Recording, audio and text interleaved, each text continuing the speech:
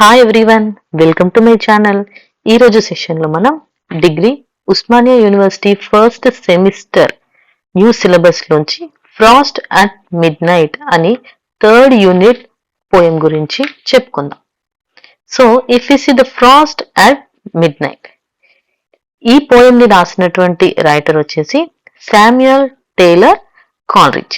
So first గా మనం poet గురించి డిస్కస్ చేద్దాం. If you see about the poet, Samuel Taylor Coleridge, 1772-1834, was one of the greatest English romantic poets, critics and philosophers. So, మన Taylor ఈ poet వచ్చేసి 1770లో birth వచ్చేసింది and death వచ్చేసి 1834. He was one of the greatest English romantic poet. So English romantic poets లో he is one of the greatest one and he's also critic and also philosopher. So critics అంటే తెలుసు కదా, ఎవరైతే విమర్శకులు ఉంటారో వాళ్ళని క్రిటిక్స్ అంటారు. ఫిలాసఫర్స్ అంటే తాత్వికులు. He was born in Devonshire, England. From his childhood, Coleridge was highly imaginative, thoughtful and fond of reading. అంటే ఆయన చైల్డ్హుడ్ నుంచే చాలా ఇమాజినేటివ్, అంటే చాలా ఊహించగలిగే శక్తి ఆయనకు చాలా ఉండేదన్నమాట. అండ్ థాట్ఫుల్, బాగా ఆలోచించగలిగే శక్తి, ఇమాజిన్ చేసుకోవడం, కల్పించుకోవడం అలాంటివి. అండ్ ఫాండ్ ఆఫ్ రీడింగ్, అంటే రీడింగ్ అంటే ఆయనకు చాలా ఇష్టం. He studied at Christ Hospital School in London, where he felt lonely and homesick, and experience that deeply influenced many of his later poems, including Frost at Midnight. So ఈయన ఎక్కడ చదివారు అంటే Christ's hospital school in London. So London స్కూల్లో, ఈ స్కూల్లో చదివినప్పుడు ఆయనకి homesick and lonely feeling చాలా ఉండేది. అంటే ఇంటికి దూరంగా ఉండడం వల్ల అతను లోన్లీగా చాలా ఫీల్ అయ్యేవాడు, పేరెంట్స్ ని చాలా మిస్ అయ్యేవాడు. సో ఈ ఎక్స్పీరియన్స్ వల్ల ఆయన చాలా పోయమ్స్ రాశారంట. అందులో ఒకటే ఈ ఫ్రాస్ట్ అట్ మిడ్ నైట్ అనే పోయం.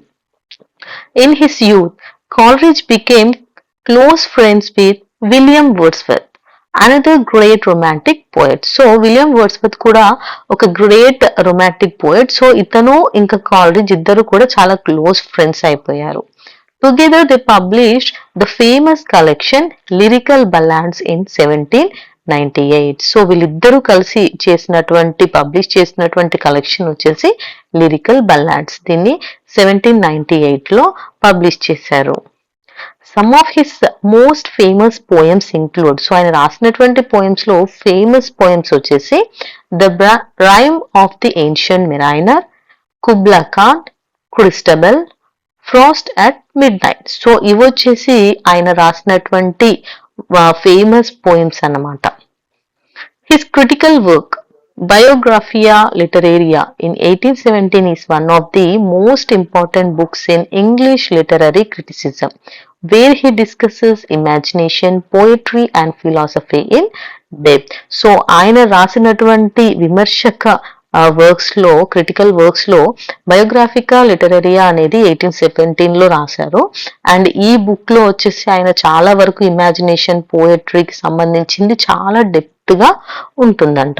సో ఇది వచ్చేసి మన పోయట్ గురించి. నెక్స్ట్ ఇంకా థీమ్ ఆఫ్ ది పోయం చూస్తే, in the poem Frost at mid night, nature is portrayed as a divine force reflecting on life, nature and love. So ఈ మన పోయంలో nature గురించి చెప్తారు. సో నేచర్ గురించి ఏమంటారు అని అంటే, నేచర్ అనేది చాలా డివైన్, అంటే ఇది ఒక పవిత్రమైనది, అంటే చాలా శక్తులు, దైవ శక్తులు కలిగినటువంటిది. దీన్ని లైఫ్, నేచర్ అండ్ లవ్ తో కలిపి రిఫ్లెక్ట్ చేస్తున్నారు. It also shows the beauty of nature, the power of imagination and the spiritual bond between human beings and natural world. So ఇంకేం చూపిస్తున్నారు అని అంటే, నేచర్ యొక్క బ్యూటీ, నేచర్ ఎంత బాగుంటుంది, సో దాని బ్యూటీని చూపిస్తారు. ఇమాజినేషన్ అంటే మన యొక్క ఊహాశక్తి అనేది ఎలా ఉంటుందో ఇక్కడ చూడొచ్చు.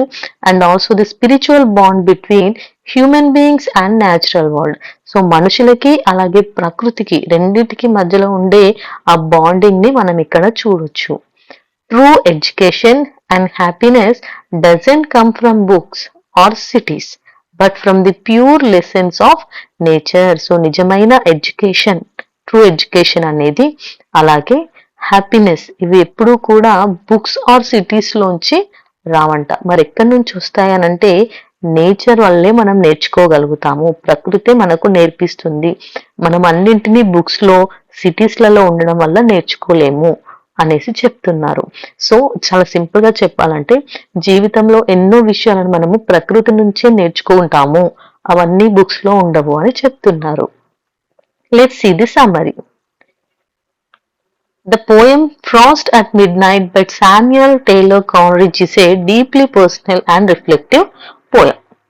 సో ఈ పోయం వచ్చేసి చాలా పర్సనల్ అండ్ రిఫ్లెక్టివ్, అంటే ఆయన లోపల ఉన్నటువంటి ఎన్నో భావాలన్నింటినీ ఆయన మొత్తం బయటికి వెలికి తీయడానికి ఈ పోయం ని యూజ్ చేసుకున్నారంట. The poem takes place late at night in the poet's cottage at Nether Stowey. So ఆయన ఈ పోయం రాస్తున్నప్పుడు అది ఎప్పుడు అంటే నైట్, రాత్రి సమయంలో. ఎక్కడ జరుగుతుంది అంటే ఇదంతా పోయట్ వాళ్ళ కాటేజ్, అంటే వాళ్ళ ఇంట్లో. అది వచ్చేసి ఎక్కడుందంటే నెథర్స్ట్రాయ్ లో ఉంది. ఎవ్రీవన్ ఈస్ అస్లీప్, అందరూ పడుకున్నారు. His wife and his baby, so అతని వైఫ్ బేబీ అందరూ నిద్రిస్తున్నారు. While Coleridge stays away beside the fire. So చలి పక్కన మనం చలిమంట వేసుకుంటాం కదా, సో ఆ చలిమంట పక్కన అతను కూర్చొని మెలకుతో ఉన్నాడు. కానీ అతని భార్య ఇంకా అతని బేబీ ఇద్దరు వచ్చేసి పడుకున్నారంట. The world outside is cold and the frost is performing its secret ministry, freezing the world in silence. So బయట ఎలా ఉంది వాతావరణం అంటే చల్లగా ఉంది. అండ్ ఈ ఫ్రాస్ట్ అంటే మంచు ఏం చేస్తుంది, మెల్లిగా అంటే సీక్రెట్ గా దాని పనిని అది చేసుకుంటుంది. మంచు పని ఏంటి, ఈ ప్రపంచాన్ని అంతా మంచుతో కప్పేయడమే కదా, అదే పనిలో మునిగిపోయింది. This silence awakens the poet's minds with thoughts of the past and hopes for the future. So అలా అతను మంట పక్కన కూర్చొని, అంటే అగ్ని పక్కన కూర్చొని చలికి ఆలోచిస్తూ ఉండగా అక్కడ జరుగుతున్నటువంటి ఆ సీక్రెట్ మినిస్ట్రీ, అంటే ఆ అంత సైలెన్స్ లో కూడా ఆ మంచు తన పని తను చేస్తూ ఉంటే అతనికి అప్పుడు తనలో ఉన్నటువంటి గత జ్ఞాపకాలు, అంటే పాత జ్ఞాపకాలు, అలాగే ఫ్యూచర్ మీద ఉన్నటువంటి ఆశలన్నీ కూడా ఒక్కసారిగా బయటికి వచ్చేస్తాయి. The only sound breaking the silence is the faint movement of a film of soot on the fireplace grate. So అంత నిశ్శబ్దంలో అక్కడ ఆ మంచు కూడా చాలా నిశ్శబ్దంగానే మొత్తం అన్నింటిని కూడా కప్పేసుకుంటుంది. అక్కడ కూడా ఎలాంటి సౌండ్ లేదు. కానీ అక్కడ ఓన్లీ ఆ సైలెన్స్ అంతా బ్రేక్ చేసే సౌండ్ ఎక్కడి నుంచి వస్తుంది అంటే suit on the fire place gate. So ఈ సూట్ అంటే ఏంటి అంటే పొగ. ఓకే, ఇప్పుడు మనం మంట వేసుకుంటే పొగ అనేది వస్తూ ఉంటుంది కదా, సో ఆ పొగని సూట్ అంట. సో అక్కడ నుంచి వచ్చే ఆ పొగ సౌండ్ మాత్రమే ఉంది, ఏ సౌండ్ లేదు, అంతా నిశ్శబ్దంగా ఉంది. This tiny ఫ్లట్టరింగ్ reminds the poet of his own childhood. So ఈ వచ్చే ఈ చిన్నని సౌండ్ ఉంది కదా, ఆ సౌండ్ వల్ల ఏమైందంటే అతని చైల్డ్హుడ్ అంటే బాల్యం అనేది గుర్తొచ్చిందంట. As a little boy at school he often felt lonely and homesick. ఆయన స్కూల్లో ఉన్నప్పుడు ఒక లిటిల్ బాయ్ కదా, సో అలాంటి టైంలో he often felt lonely and homesick. అతనికి ఎప్పుడు కూడా లోన్లీగా అంటే ఒంటరిగా, హోమ్సిక్ అంటే ఎప్పుడు అమ్మ నాన్న వాళ్ళు గుర్తొచ్చే వాళ్ళంట. He remembers sitting near the classroom fire, watching the soot or flames and imagining that they carried messages from his home and family. So అతనికి ఇంకేం గుర్తొచ్చిందంటే చిన్నతనంలో అతను స్కూల్లో ఒంటరిగా ఉండడం, ఫ్యామిలీ గుర్తు రావడం, అలాగే క్లాస్ రూమ్ లో అతను ఫైర్ దగ్గర చలికి కూర్చున్నప్పుడు ఆ ఫైర్ లోంచి వచ్చే మంటలు కానీ పొగ కానీ అతనికి వాళ్ళ ఫ్యామిలీ అంటే ఇంటి దగ్గర నుంచి వాళ్ళ అమ్మ వాళ్ళు ఏదో మెసేజెస్ పంపిస్తున్న ఫీలింగ్ వచ్చేదంట. As Coleridge watches his sleeping baby son, అంటే అతని పక్కన అతని వైఫ్ ఇంకా బేబీ పడుకొని ఉన్నారు కదా, వాళ్ళని వాచ్ చేస్తున్నాడు, బేబీని వాచ్ చేస్తాడు, అతని కొడుకుని చూశాడు. అతని పేరు వచ్చి హార్ట్లే. He recalls how he grew up in the city, separated from the peace of purity of nature. So కొడుకుని చూసిన తర్వాత అతనికి ఒకసారి గుర్తొచ్చింది, నా కొడుకు లైఫ్ ఎలా ఉంది, నాది ఎలా ఉంది అని కంపేర్ చేసుకుంటున్నాడు. సో అతనికి ఏమొచ్చిందంటే అతను సిటీలో మొత్తం అసలు నేచర్ అనేది, పీస్ అనేది, ప్యూరిటీ అనేది లేనటువంటి ప్లేస్ లో అతను పెరిగాడంట. He grow up in the city. So అంటే ఎలాంటి పీస్ఫుల్ కానీ ప్యూరిటీ ఆఫ్ నేచర్ కానీ అతను అనుభవించలేదంట. He was confined within the walls of school, longing for the sights and sounds of the countryside. So అతను 4 గోడల మధ్య, అంటే ఆ స్కూల్‌కున్న 4 గోడల మధ్యనే ఉండిపోయాడంట. అతనికి ఎప్పుడు కూడా సౌండ్స్, అంటే మన కంట్రీకి సంబంధించిన సౌండ్స్, సైట్స్ ఉంటాయి గదా! అంటే మన ఊర్లలో ఉండేవి లైక్ ద బెల్స్, గంటల సౌండ్స్, అలాగే పొలాలు and the freedom of open air, చల్లని గాలి, ప్రకృతి, ఇవన్నీ మనం బయట ఉంటే ఫీల్ అవ్వచ్చు, వాటిని ఎక్స్‌పీరియన్స్ చేయొచ్చు. కానీ 4 గోడల మధ్యలో ఉన్న అతను వాటెవ్వింటిని కూడా అనుభవించలేదంట. These memories bring a quiet sadness but also awaken a new sense of hope as he looks at his son. So అది చూసిన తర్వాత అతనికి చాలా బాధేసింది. తను అలాంటివన్నింటిని ఎక్స్‌పీరియన్స్ చేయలేదని. కానీ అతనికి ఒక చిన్న ఆశ ఉంది అతని కొడుకు మీద. Coleridge wishes that his child will not suffer the same isolation. So తనెలా అయితే ఒంటరిగా లోన్లీగా అనుభవించాడో అలాంటిది తన చైల్డ్ అనుభవించొద్దు అనేసి కోరుకుంటున్నాడు. Instead, he hopes his son will grow up surrounded by nature, free to learn its divine lessons. So వాళ్ళ కొడుకుని ఫ్రీగా చాలా చక్కగా నేచర్‌లోనే పెంచి, నేచర్‌లోంచే పవిత్రమైనటువంటి లెసన్స్ అన్నింటిని నేర్చుకునేలా చూసుకుంటాడంట. He believes that nature is the best teacher, guiding the soul towards truth, goodness and an understanding of God's presence in all living things. So అతను ఏమంటున్నాడంటే, నిజానికి అందరికంటే బెస్ట్ టీచర్ ఎవరు అంటే ఎవరో కాదు, నేచర్. అంటే ప్రకృతే అన్నిటికంటే గొప్ప టీచర్ అంట. అదేం చేస్తుందంటే మనల్ని, మన మనసుల్ని నిజం వైపు, మంచి వైపు, అలాగే దైవం ప్రతి చోట ఉన్నాడు అనే విషయాన్ని మనకు తెలిసేలాగా తీర్చిదిద్దుతుంది. For Coleridge, nature is not just scenery, it is living spiritual force that connects human beings with the divine. So college దృష్టిలో నేచర్ అనేది ఒక సీనరీ కాదు. చాలా మంది నేచర్ అంటే సీనరీ అనుకుంటారు కదా, కానీ కాలేజ్ విషయంలో ఆయన నేచర్ని ఎప్పుడు సీనరీలా అనుకోలేదు. అది లివింగ్ అంట, అది ఎప్పుడు జీవం ఉన్నది. It is a spiritual force that connects human beings with the divine. So ఇది ఒక ఫోర్స్, స్పిరిచువల్ ఫోర్స్ అంట. ఇదేం చేస్తుందంటే మనిషిని దైవాన్ని కలిపే ఒక ఫోర్స్ లాంటిది, చాలా గొప్పది, పవిత్రమైనది, అంటే దైవశక్తి కలిగింది నేచర్ అని చెప్తున్నాడు. As the poem continues, the mood becomes increasingly calm and hopeful. Sudden ఇంకా ఇలా పోయం ముందుకెళ్తూ ఉంటే ఒకసారిగా ఆ మూడ్, అతను చెప్పే పద్ధతి అనేది చేంజ్ అవుతుంది. అది కామ్ ఇంకా హోప్ఫుల్ గా అవుతుంది. Coleridge imagines the passing of seasons, the coming of spring, the melting of frost, the return of birds and rivers as signs of renewal and divine harmony. So అతను ఇంకేం imagine చేసుకుంటాడంటే, passing of seasons అంటే ఋతువులు మారుతుంటాయి కదా, seasons like summer, winter, rainy season ఇలా జరుగుతూ ఉంటాయి కదా, ఆ సీజన్స్ అన్ని చేంజ్ అవ్వడం. ద కమింగ్ ఆఫ్ స్ప్రింగ్ అంటే స్ప్రింగ్ సీజన్ ఉంటుంది కదా, సో అది రావడం. జనరల్ గా స్ప్రింగ్ సీజన్ వచ్చినప్పుడు ఏమవుతుంది, శరత్ ఋతువు అని అంటారు అనుకుంటా. సో ఈ స్ప్రింగ్ సీజన్ వచ్చినప్పుడు లైక్ మార్చ్, ఏప్రిల్, మే ఆ టైంని స్ప్రింగ్ సీజన్ అంటారు. అండ్ అప్పుడు వచ్చినప్పుడు ఎలా ఉంటుంది, ఆకులన్నీ రాలుతూ ఉండడం అలాంటిది ఉంటుంది.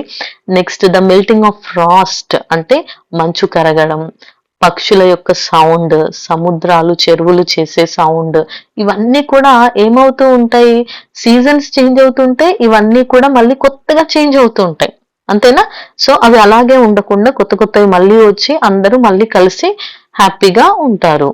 The poet feels that his child will grow up close to this rhythm of nature, learning moral and spiritual truths from the natural world rather than from the rigid institutions or man-made doctrines. So ఇతను తన కొడుకు ఇలాంటి natural world లోనే బ్రతకాలి, so మనిషి నిర్మించినటువంటి institutions లో అతను బ్రతకొద్దు, అలా నేను పెంచుతాను అని అంటున్నాడు.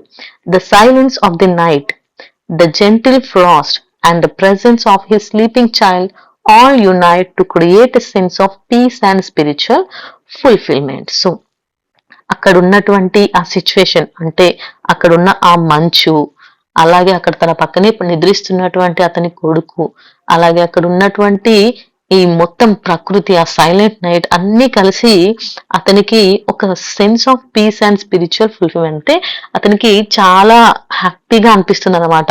నేను ఎలాగో నా లైఫ్ లో అనుభవించినవన్నింటినీ, దూరమైన అన్నింటినీ నా కొడుక్కి నేను అందించి తనకి నిజమైన గొప్ప విషయాలు ఎన్నింటినో ప్రకృతి నుంచి నేర్పిస్తాను అనేసి అనుకున్నాడు. Finally Coleridge feels connected to God, nature and his child in a sacred harmony. So final గా అతను ఏమనుకున్నాడంటే ఈ ప్రకృతి అనేది ఎక్కడో లేదు, this is connected to God and his child. So ఈ ప్రకృతి, మనుషులు అన్ని కూడా దైవమే, ఇవన్నీ కూడా ఎంతో పవిత్రమైనవి, అన్ని కలిసి ఉండేవి అనే విషయాన్ని ఆయన అర్థం చేసుకున్నాడు. ఇక కంక్లూజన్ లోకి వెళ్తే, Frost at mid night is therefore not just a description of a winter night but the spiritual journey of reflection and home. So ఇది జస్ట్ ఒక పోయం అంటే వింటర్ గురించి చెప్పే ఒక పోయం కాదు, ఇది దేని గురించి చెప్తుంది అంటే రిఫ్లెక్షన్ ఆన్ హోప్. సో మనిషి తన ఎలా ఉన్నాడు, తను ఎలా బ్రతికాడు అని తనని తాను రిఫ్లెక్ట్ అవుతూ హోప్, తను ఎలా ఉండాలి అనే ఆశపడుతున్నాడు, దాని గురించి కూడా మనం ఇక్కడ చూడొచ్చు. The frost, which at first seems cold and lifeless, becomes a symbol of quiet creation guided by God's hand. So first మనకి ఏమనిపిస్తుంది, ఫ్రాస్ట్ అంటే ఒక మంచు, దాని వల్ల చల్లగా ఉంటుంది, దానికి ప్రాణం లేదు అనుకుంటాం, కానీ నిజానికి దాన్ని క్రియేట్ చేసింది ఎవరో కాదు, God. It reveals Coleridge's longing for unity between man and nature. So ఇది చాలా క్లియర్ గా మనిషికి ప్రకృతికి మధ్యలో ఉండే యూనిటీ గురించి చెప్తుంది. The poem ends with a vision of hope and faith. So final గా పోయం ఎలా ఎండ్ అవుతుంది, విషన్, అతను ఏం కోరుకుంటున్నాడు, అతను అతనికి ఉన్న కోరిక, నమ్మకం ఏంటి అంటే that his child will grow up in the world. అతని చైల్డ్ ఎలాంటి ప్రపంచంలో పెరగాలి అంటే filled with purity, freedom and the loving presence of God. ఎక్కడైతే ప్యూరిటీ ఉంటుందో, అందరూ ప్యూర్ గా ఉంటారో, పవిత్రంగా ఉంటారో, స్వేచ్ఛగా ఉంటారో, అలాగే దేవుడు అక్కడ ఉండి అందరికీ అన్ని నేర్పిస్తాడు. అంటే ప్రకృతిలో దేవుడు ఉండి మనకు అన్నింటినీ నేర్పిస్తాడో అలాంటి ప్లేస్ లో తన కొడుకు ఉండాలి అనేసి తను కోరుకుంటున్నాడు, అలాంటి ప్లేస్ లో తన కొడుకు పెరగాలి అని అనుకుంటున్నాడు. So this is the answer for the poem Frost at mid night. Okay, అందరికీ అర్థమైంది కదా. Will meet with the next answer. Thank you for watching. By by.